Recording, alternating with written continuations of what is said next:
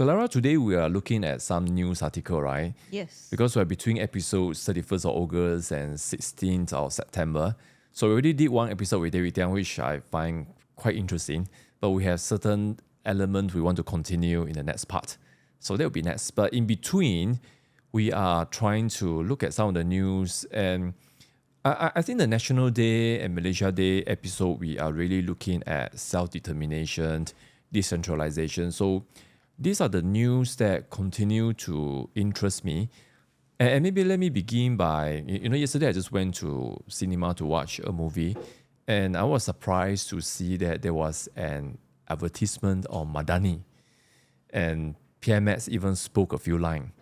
And basically, it's like, what's the theme? Jiwa Merdeka, right? And things like that. So I haven't seen that in cinema for a long time, but I really felt like it's very propaganda-ish. And I think we're just talking about, what's the right word to describe PMX right now, right? I mean, we did some episode on social media control and things like that. And I came up with the word authoritarian. And you kind of agree with that statement, right? Yeah, I mean, when you think about Jiwa Merdeka, you talk about liberty. So what's liberty when there is a whole lot of freedom, a whole lot of policing? So I felt like that's very contradictory. It's almost like, hey, you only have liberty, Merdeka, if you listen to me, if you conform to what I prefer. So I felt like that's really what the whole Madani government is demonstrating, especially like the Prime Minister. Yeah, and I think in our 31st August episode, I think one of the Merdeka speech he made, he was sort of threatening people, right? I'm not sure threatening is the right word or not, but he kind of, I can't even remember what's the word he used, but basically like, do not doubt me, don't challenge me, that kind of thing, which leads us to this article or opinion piece by Malaysia Kini Taya Parang, of course, our good friend. Of course, I mean, Taya, he wrote, he can be quite provocative and things like that. But this one is called, the title is called Anwar's Strongman Merdeka Speech, 2nd of September 2024. And I think our first reaction is that we both strongly agree with this article, right? So maybe before we even look at the content, why do you think Taya Parang used the word strongman? Because strongman is like Mahathir, right? You don't generally think of Anwar Ibrahim as strongman. So what's your first impression, when he used the word strongman? Yeah, I mean, I do feel like it's almost like he's wanting to make a name for himself, but really by saying that, how dare you challenge me? So I felt like there is a lot of that sort of tone that he portrayed, especially in, hey, you don't threaten your people on Merdeka celebration, like a day before Merdeka celebration. So I felt like it's very contradictory. I mean, if they could rewind and really listen to what Fahmi was saying about, hey, Jiwa Merdeka, what it is really all about, and when he I mean, I think there is no other word except to say that he is threatening his people. I mean, that's all of us, basically, by saying that I'm going to create more law. But I really like what Taya Parang started off with, because, I mean, it says that the more corrupt the state, the more numerous the law. So I thought it was very, very interesting, because worldwide we are seeing that trend where the more lawless it gets, generally the antidote that people could think of is, hey, let's create more law. But you're really actually causing a whole lot of control really on the people. So I felt like it's very oxymoron and very, very contradictory, as in Merdeka, how can you link Merdeka to more control? So because of that, I really felt like Anwar Ibrahim is really demonstrating that strongman characteristics by saying that, hey, actually I am doing a reform. So I felt like he was also maybe a bit pissed off by people saying that I'm not doing enough reform. So I felt like maybe he was just wanting to demonstrate that I am doing reform, but in my way, not your way. Yeah, and this is a quote, a direct quote from PMX in his Merdeka speech, and I begin.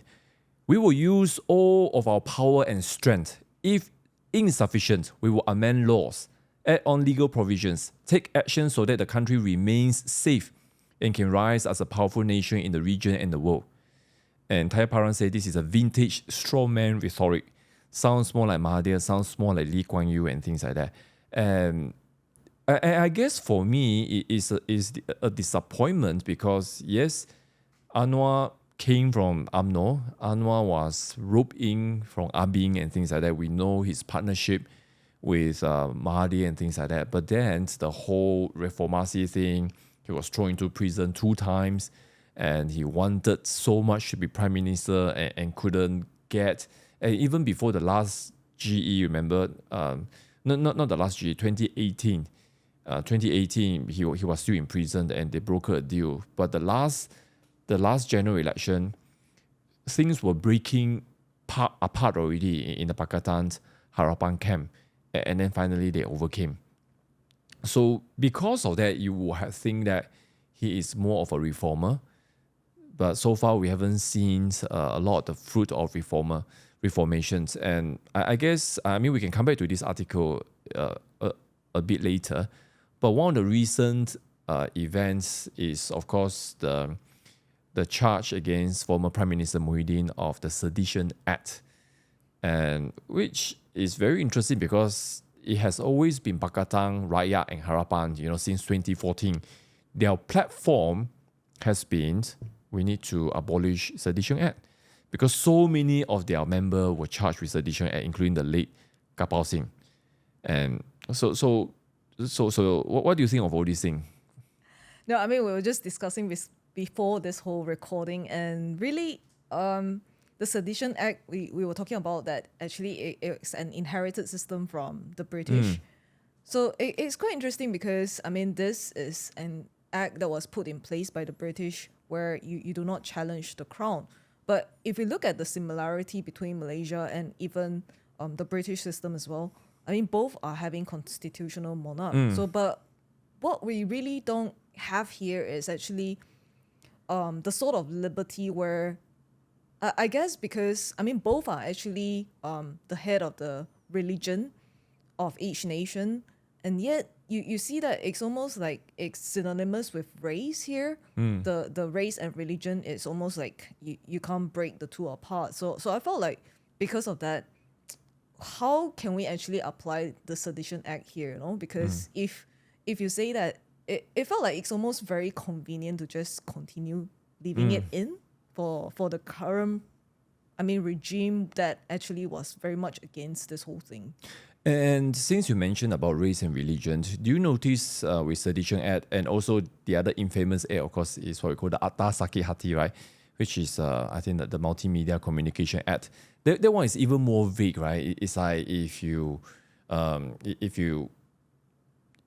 felt you have been criticized and you don't feel very right, but don't you feel that it's always it is always when the Malay or Islam is being criticized that these kind of things will come out, or government is criticized, but not the other way around. So I guess for a lot of people, a lot of legal people that I know, they are not satisfied with this law is because of the selective application. And suddenly I recall that even Teresa Court was detained under Sedition Act because she kind of questions the azam and things like that. I think she's just asking, what's the frequency, what's your policy and things like that. It's just a question, and she was detained under actually not Sedition Act. She was detained under ISA those days, under Badawi's time. So that's the whole background, and that's why recently, one of the things that we have been saying is, look, Madani, you have to compromise. We get that. But then DAP is still the largest single component party in the whole Madani, I would say, right? Even more than the individual party of GPS. I think even GPS combined is still less than DAP, because GPS, you only have the Sarawak. And we kept saying that, look, DAP has been like subservient. And that's why recently they were under so much attack because I think Penang Chief Minister Chow say he's not going to, he's going to step down. Of course, the constitution said 2 terms. And then, of course, the Sedition Act, a lot of people are criticizing, people like Abinga and things like that, saying, what are you doing? Madani, what are you doing? But actually, they are really aiming at DAP. So today, I think, who came out? Gorbin Singh came out, right? I mean, it's like, where is Gorbin being? He's like so low-key, right? I mean, he's supposed to be, the multimedia minister. I don't know. He's a... I mean, you see Fahmi everywhere, but Gorbin is like, I don't know, this is not leadership to me. And we're not like trying to be overly critical, but you're not coming out to say things, But anyway, he finally came out, which is good. And he said, and someone asked him, well, has DAP changed your positions? And I quote Gorbin, our position on Sedition Act has been very clear. When his father, he said, when Kapau was charged, we defended him. But as Anthony Lord has said, there is review of the Sedition Act. So kind of not really answering, right? So, but anyway, I want to continue, then I want to hear your comment. As it stands now, application of the Sedition Act is limited to certain cases, as Luke says. So it's very clever of him, right? He's not even voicing his own opinion. My Secretary General said this. So I'm just towing in line, which is what DAP does the best. Continue. Moving ahead, our DAP position on Sedition Act remains. What is your position? But as we have said numerous times, this review is still under discussion. Very, very clever again, not committing to anything. And okay, this is a final quote from Gorbin. As far as the current Sedition Act is concerned, I think the Prime Minister has made it very clear that it is only applicable right now to issues concerning the royalty. So anyone who touches the issue of royalty, of course, the current act applies to them. Okay, end of quote. Okay, maybe let me just highlight what, when Muhyiddin was charged a few weeks ago, right? Just last week, I think. And Lawyers for Liberty, so this one, an NGO who came out, the director, Zaid Malek, he came out very strongly and he said, look, like you mentioned earlier on, constitutional monarchy. Why?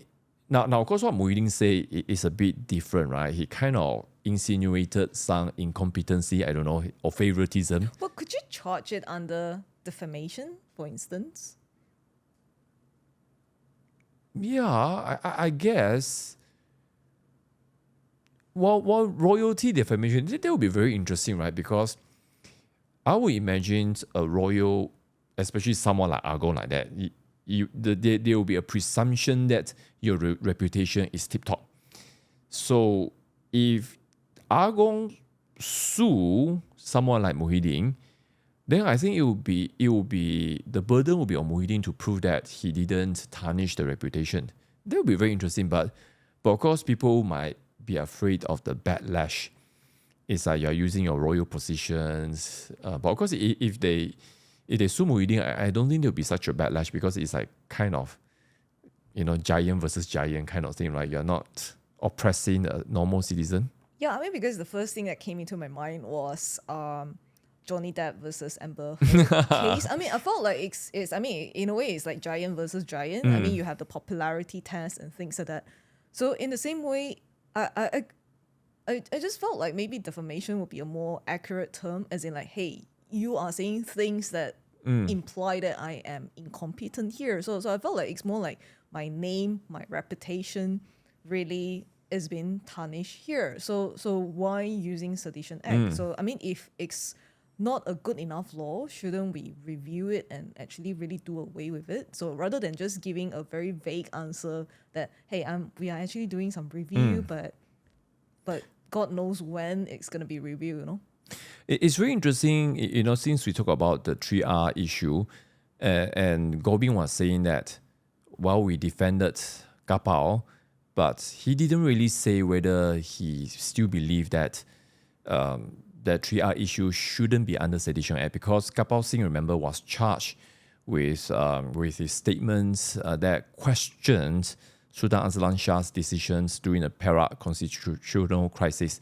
And of course, he was just using legal point, going back to Kalon Ninggang case, going back to Westminster case, if a prime minister or chief minister loses the confidence, he has the right to go to the monarch and say, I want to dissolve the house. That has been the majority positions of Westminster system. So, if we want to talk about being technical and legal, he was well within that confine. But of course, unfortunately, I was just referencing the decision. Eventually, Federal Court acquits the late Kapal Singh many years after he died, and very conveniently after Pakatan took over the government in 2018. And it's very disappointing to me because the reason for acquittal is not based on substance or merit, it's based on technicality. The appeal court, the high court didn't do this, didn't do that. So they don't want to look into... It's a lot of the issue, right? When people kind of go to court, ask for... in Sarawak, you have some cases, people just kind of unilaterally converted to a certain religion and they want out, right? And you have a few cases where they allowed it because of... But they never want to make a clear position because I guess they want it to be... They don't want to in a legal term, we say don't open the floodgate. Just make it one-off. But it's very interesting, right? We look at what LF, Lawyers for Liberty, Zaid Malik, he say, constitutional monarchy, why can't we talk about what the king can do or cannot do? It's not an absolute monarchy, right? And remember the years when Tun Mahathir went to fight against the royalty, even established a royal court. I'm not sure. I believe the royal court is still, I think it's still applicable, but we have not seen a single royal being charged, right? Because it is very symbolic. If I recall correctly, in the end, they established a royal court that I think you can't even charge city monarch. That means if you are the sultan of all the states, as a head of the state, you can't be charged. Argon, of course, no need to say, the immunity is there. But for every other royal, you can be charged. But in the court, I think 3 judges, 2 will be appointed from conference of ruler. So basically, a guilty verdict is very unlikely. But it's really the whole diminishing of position that probably makes some people unhappy. Possibly because I guess they needed to show to the people that the king is not above law. So I guess many people would want that sort of emotionally it has to be satisfied. I felt like it's just to appease the people, that's all. Yeah, I mean, look at so many provisions related to Argon, right? Pursuant to the advice of Prime Minister. Even the parliamentary opening speech, right? I think a lot of people don't quite understand. It's not the Argon speech. Argon is giving a speech on behalf of the government. It's just like when King Charles recently gave a speech for the new Labour government. It's not his speech. He is giving on behalf of the government. And I think that's the thing that people can't really understand because of the symbolism, I guess. And I think that's the whole thing with Sedition Act, with Atas Sakit Hati, is usually it is used when you can't really quantify the offense and you needed something. I guess that's where we felt like Anwar Ibrahim is becoming a strongman himself because you really don't let other people have that sort of any contradictory statement. So let's just use a more vague interpretation. Anything that sort of offend the people, that's it. Offend the royalty, and you face the consequences. So I felt like he's needing to show that sort of thing that, hey, I'm the prime minister here. But we're also talking about the concept where prime minister actually is just first among equals. So I thought it was quite interesting because you mentioned that we shouldn't think of it as like a CEO position or even a managing director position because you're not like literally the founder of the federal cabinet. You're just the one that is, like, I guess, representing your fellow cabinet members. So that's the part where I guess a lot of us, we couldn't quite grasp the understanding. So perhaps you could like explain a bit more. Yeah, I mean, this goes back to the whole Westminster system, and Prime Minister is basically someone that commands the majority of the member of parliament. So that means, we have 222 here. In certain places, you have 500 plus, 400, whatever is the number. So once you cross the threshold to form government, the majority will choose one person that will become Prime Minister. And of course, the old British saying, first among equals. But of course, over the years, and especially in the context of Malaysia, the Prime Minister office really behaves more like, not even CEO. I think the right term would be, it's more like a executive chairman. Because chairman controls the board. I use the term executive chairman because in my company, the big boss title is called executive chairman. That is basically like CEO plus chairman kind of position. That means you have board power, then you have executive power also. And why I say that? Because over the years, especially, we think about some incidents that strengthen the whole thing. May 13 is one. You have Razak with NOC. Then for many years, the parliament didn't even meet. So that was the beginning of the dominance of executive. Then, of course, Mahathir came in, really personify strongman. And there was a time, the Prime Minister office really becomes stronger and stronger. Then, of course, Najib came in and used all the KPI, transformasi program. But all these things basically, because look at it, the Ministry of Finance is under Prime Minister office. And many, many other things. We talk about bureau data, we talk about the chief secretary, KSU. They all have to report to someone in PMO. So that was really the great centralization of power. In many ways, I think because of the history, because of the legacy, because of all these things, Prime Minister is more almost like a king already in terms of power. And that is why something like YMDB happened, because the king doesn't believe he will be caught. It's like if you are king, if you're absolute monarchy, you wouldn't fear anything, right? I mean, the only thing you will fear is another conquest from your neighboring country, another empire, things like that. But if you felt like you are in control, you should always have a say. And that's the one thing I think. I know some people will say some of the points are very negative and things like that. But I would say 2018 is a proud moment for Malaysia because we achieved a peaceful transition. And to that, I have to give credit to Najib because he could have done something crazy and caused martial law to be declared or things like that. But he didn't. So civilized. I give him credit for that. I give him credit for, well, maybe he saw Anwar would help him. I don't know, because remember after he lost, the first person he called was Anwar, and Anwar was still in hospital, prison at that time. Yeah. So ironic, right? Very, very interesting. But I really just felt like there's this part of the speech by the late Queen Elizabeth where I felt like she really, really personified the differences between a constitutional monarch and why she doesn't have that sort of privilege even to actually dictate how the government should be run. So I felt like she really demonstrated that sort of separation of power very, very in a very balanced manner.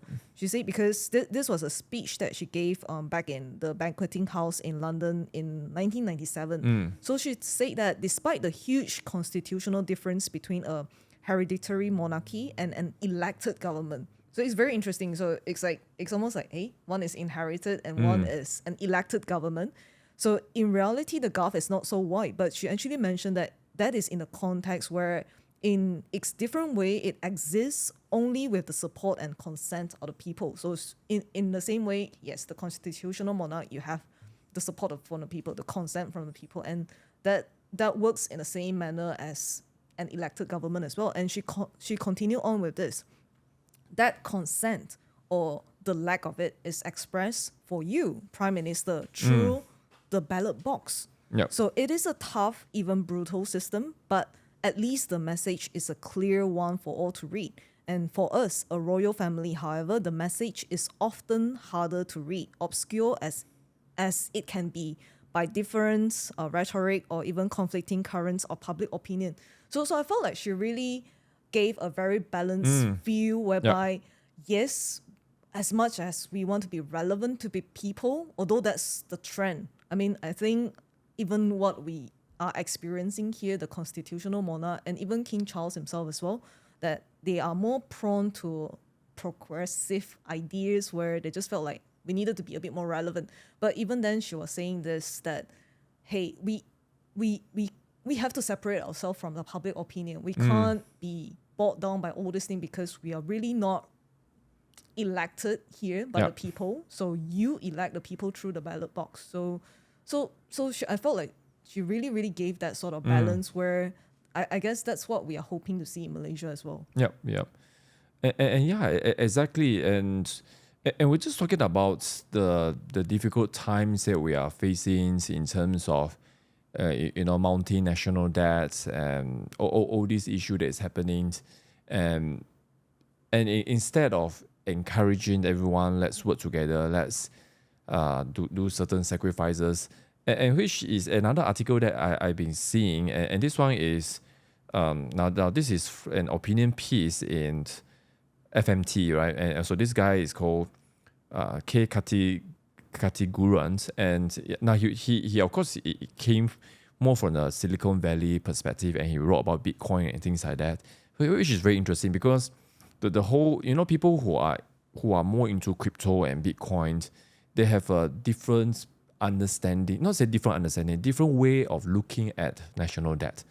And we have been talking about this recently. I mean, we're not economists or things like that, so want to talk about the nitty gritty is very challenging.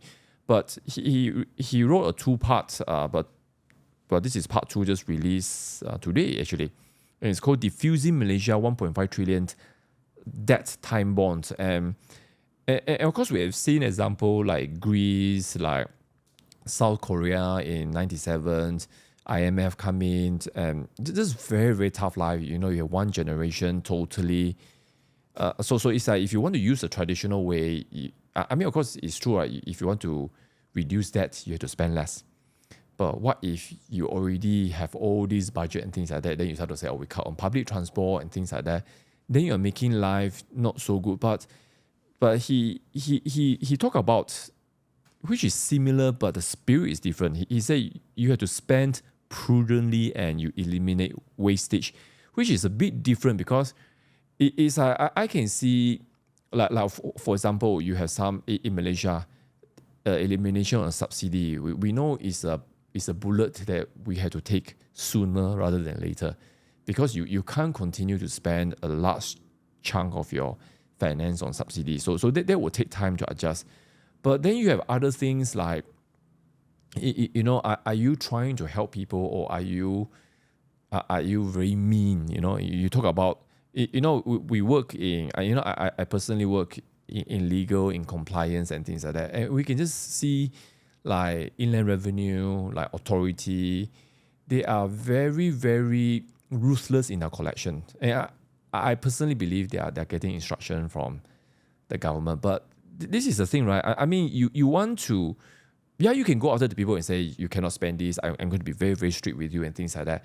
But it's like if you don't have that kind of culture and you suddenly want to enforce it, it's very hard for people to adjust. You need to give grace period for it. I give you another example, which we talk about it. I think last episode, did we talk about the bus lane thing briefly, right? Yes. And the whole thing, like Old Kent Road now have bus lane.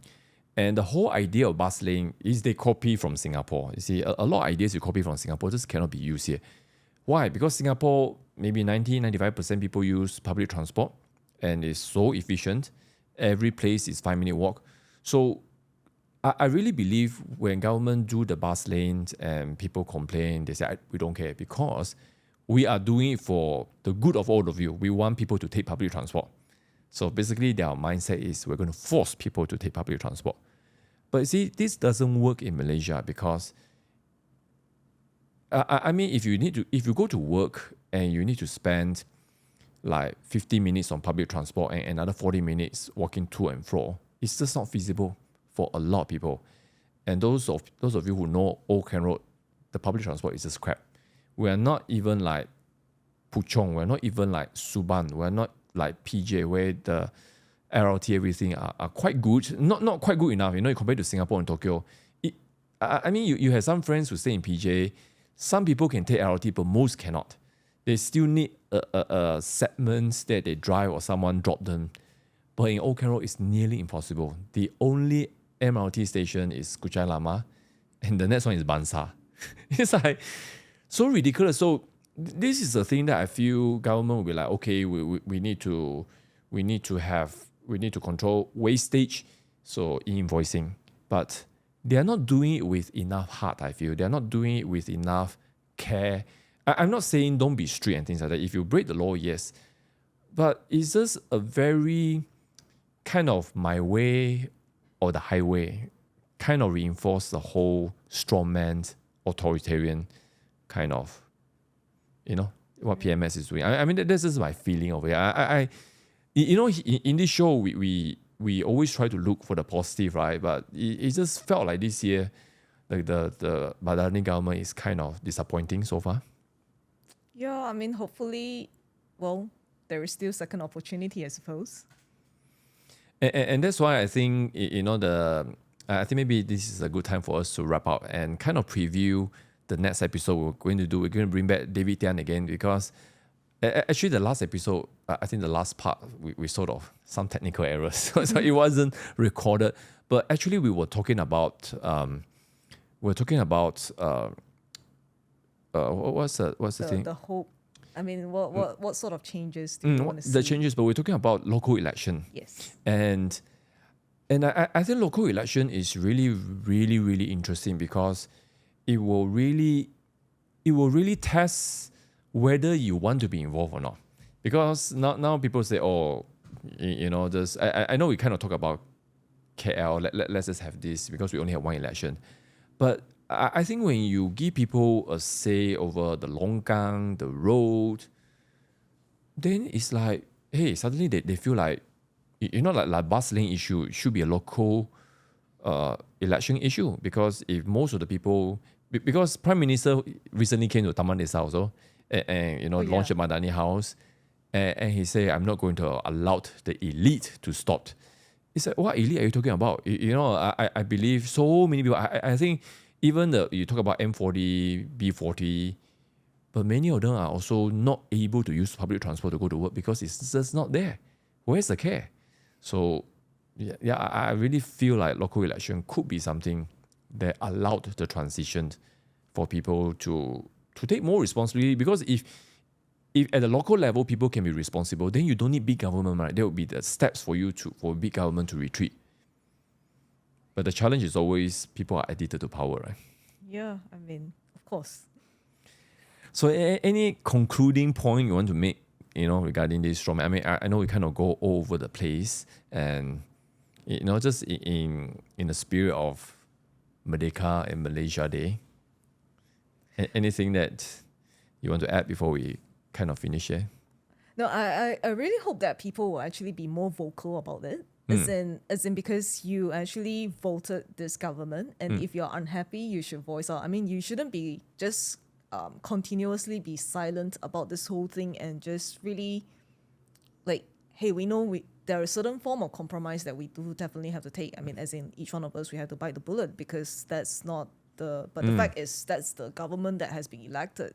So I think with that, people should really begin to consider what are the sort of alternative that we could have. I mean, local election being one of those, and really, are we actually ready for that transition or not? I think that's the portion that we do need to begin to think of, because I mean, we can't just talk about, hey, let's just have local election, but I think people should really begin to research, and even like what David has mentioned earlier on as well, that we actually, I mean, UMNO was being brought to sign the agreement in the UK. It's because they first won the hearts of the people through local election, and even with Sarawak as well. I mean, even with Sarawak as well, you also have that local election that happened even prior to formation of Malaysia. So I felt like that's a lost legacy, but it's not completely lost if we could just do a bit more research, and maybe there are certain ways that we could actually do it a bit more efficiently. And I think the test would be actually against the political elites. Those will be the ones that are being challenged. So if you say that you are really big-hearted and you're really all for decentralization, show us your heart, show us your action. I mean, so those sort of things will actually be ones that will be very, very interesting to test, and people could even begin to see, hey, I don't like this sort of amenities here. I don't like this. I mean, even people are waking up to the reality that it's no longer so safe to go to Europe anymore because of certain like lack of border control. So I felt like actually Malaysians, some of maybe a lot more people are actually more passionate about border control than we like to think. But that's just something that is not been voiced out sufficiently enough. So I felt like even with the Prime Minister bringing in Palestinian people here, I mean, we're not saying that, I mean, obviously we can afford help to them, but the thing is, we should do it where generally all Malaysians are appreciated. So I guess you need to consider like different sort of voices, and your intentions should always be for your people first. So that's why I felt like that's really what makes Trump so appealing to a lot of people. Where, I mean, you talk about even the blue collar people, white men, they are all really, really, even the Latinos, they are really like supportive of him because he really does think of, like, he goes down and really connect to the people, and even the veteran, they are very supportive of him because he demonstrate that sort of, hey, I know you personally. I even call out the victims of those who were killed during the assassination attempt. So I felt like that's really the sort of leader that we want to see, and not just like, hey, you listen to me and all I demand is you listen to me, like you conform to me. So that would be the sort of test that you can really see what a true leader is. Yeah, indeed. And I think it's just such a big contrast. And I think we're going to end with this. This just reminded me of a story when Trump went to a Vietnamese restaurant, and one of the reporter, very interestingly, reported and said, look, Trump didn't pander. He used the word pander because he could be like, oh, you know, you are Asian or things like that. No, he's just being himself, the New Yorker and things like that. But he engaged with people and he doesn't mind being challenged and things like that. That's why you're seeing such a big contrast now between him and Kamala, because he's doing podcasts, he's just being himself, and Kamala is just hiding behind the media and things like that. And that's the thing, you know, I think our leadership should demonstrate that. And if our people, you know, voters, that's your voice. If you don't like it, you should find way to at least have a discussion. We're not saying right or wrong, you know, even like the Palestinian issue, just have a discussion. And I think at the moment, Madani couldn't even handle that. But anyway, I think that's all the time we have for today. And I think next episode we kind of will talk Malaysia Day, but also issues related to this, because I really feel Sarawak has a role to play in terms of, you know, kind of, we didn't even look at the article, the survey. Okay, there will be a preview, a survey which very interestingly reviewed the mindset difference between West and East. Okay, I think that's all for now. Bye-bye. Bye-bye.